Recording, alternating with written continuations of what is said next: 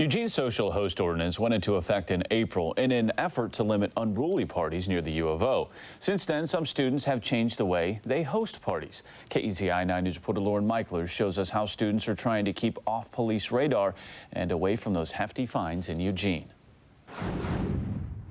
Students at the U of O know that out-of-control partying will cost them anywhere from hundreds to thousands of dollars ever since the city's social host ordinance went into place this spring. So students are working to avoid those hefty fines by partying smarter. The threat of $1,000 fines has college kids keeping a closer eye on their parties. And we're not going to have any less parties because of the social ordinance, but we are going to be more cautious about it. That's where Eric Hartman comes in. And I have no problem paying Eric like $100 for a party if that means sparing the host of the party $700. Tad Pierce and other UO students have started relying on Hartman and his security staff at Oregon Event Enterprises because they're less expensive than a ticket and they know the difference between a fun party and a finable one. Noise, open containers, anything that's going to generate a complaint and therefore a police call.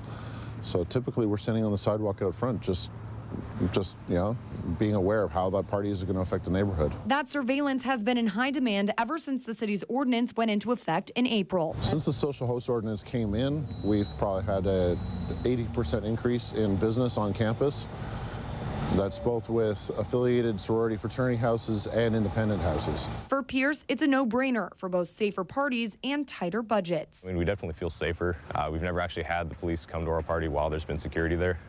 So that definitely speaks volumes. A lot of parties are getting in trouble, but it's none of the parties that are hiring us. Eugene police don't have numbers on whether calls have died down near campus since April or how much help security services are doing. But if they're all working toward the same goal, police say it seems like a step in the right direction. The reason why we have the social host ordinance is to prevent these unruly gatherings from occurring. So if that's happening, then that's the desired outcome.